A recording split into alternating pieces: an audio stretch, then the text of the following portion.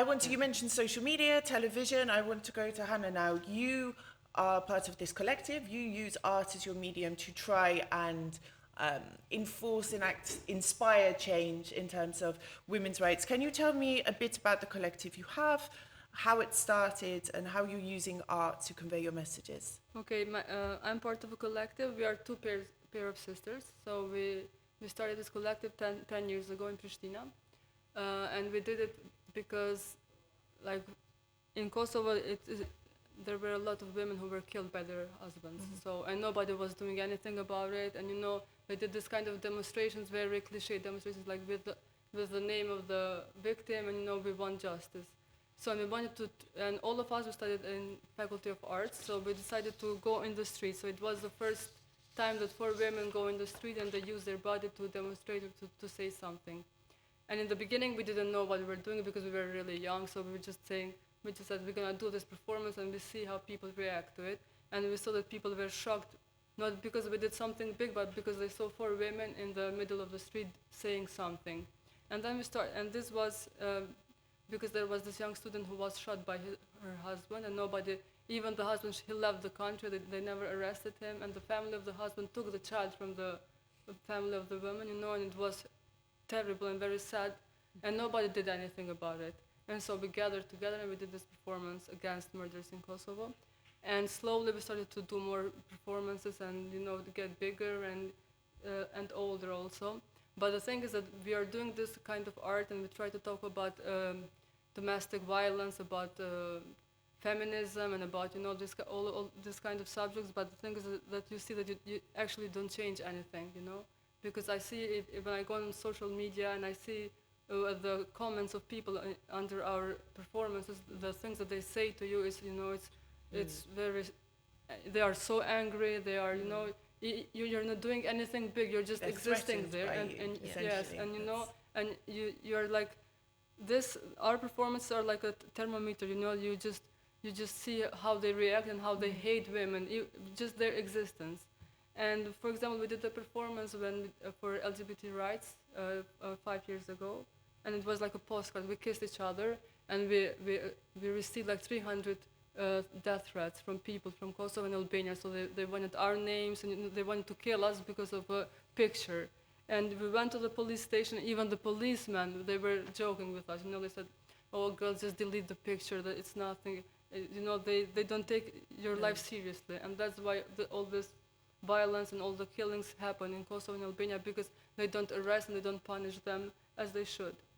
So, and we're trying to mix this art, like performance, and mostly we are focused on performances, and to try to raise questions about our existence, about women, and about society that we live in.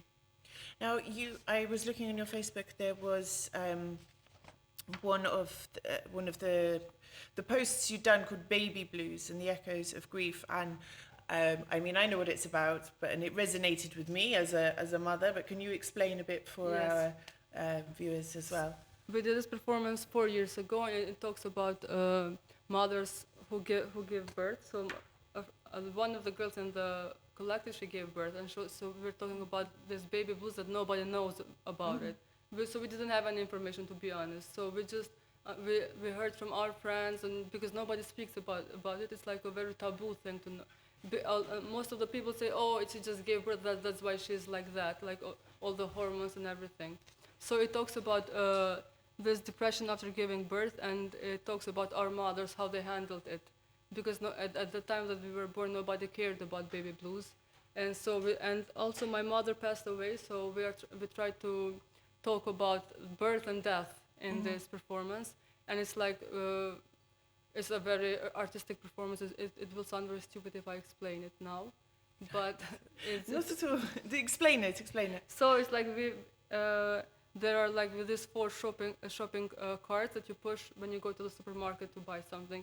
And we try to say that, for example, our mothers, you, me, all of us, we go and buy all the time things about for our family, for our partners, and when you go home, there's nobody to say thank you, or you carry them, and you know you are always trying. Who takes care of us? Yeah, nobody. So and It's this one of is, my biggest complaints. and also we have these shopping carts and those glasses that also women in Kosovo they serve all the time. So we are working for guests, for family, for husbands, and we try to make this noise with the shopping cart and the glass. When they hit each other, they explode, no, but they break, and so this is the sound of liberation in a way. I didn't have postnatal depression, baby blues. I had prenatal depression, and it was very, very, very bad. Like, I didn't know what was wrong with me. I wasn't excited about my daughter. I mean, it completely incapacitated me. I remember going to the doctors in tears and saying, like, help me. Like, what's happening to me? Why do I feel like this? And the gynecologist and the doctor were laughing at me crying. And if we had a lek for every woman who came in here feeling like this, we'd be rich. And they laughed to the point I wanted to storm out, but I was so pregnant I couldn't storm anywhere. I was sort of like this, you know.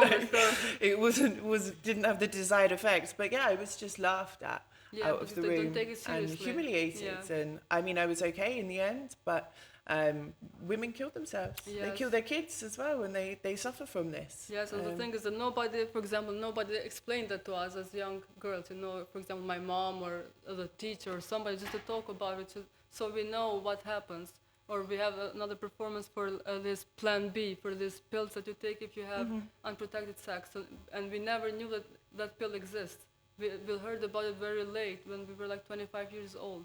So you go at the pharmacy and you buy the pill, and even when you buy it, the pharmacist judges you. You know, you feel very bad. You feel ashamed, and then we did a performance about that. So we try to talk about topics that they're not that people don't speak a lot about that. And the last thing I want to bring up as well, maybe it might inspire you, is when I was pregnant, I had everybody telling me, I said, is it a boy or a girl? Oh, it's a girl. Oh, next time, better luck next time, maybe it will be a boy. And I found this really, really offensive and upsetting. And then I'd looked into statistics as well that show that Albania has an unnatural boy-to-girl birth rate. So there's an unnaturally high level of boys born here compared to girls, which suggests that gender-selective abortion is a thing.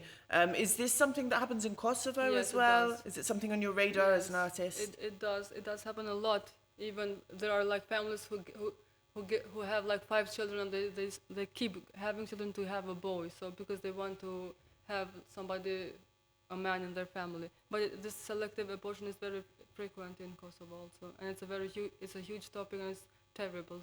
Mm.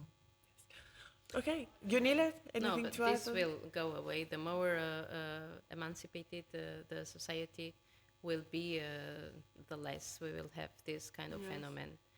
I do not appreciate it all. So just having fighting so much for having a son for the name of the family. It has been the sake of the name of the family.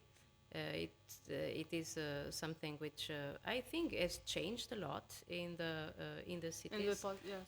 It's changed a lot in the last 30 years, of course, but it shows us that you can have a democracy, but this doesn't mean then the modernization and that the society is very open and democratic. So it takes much more time.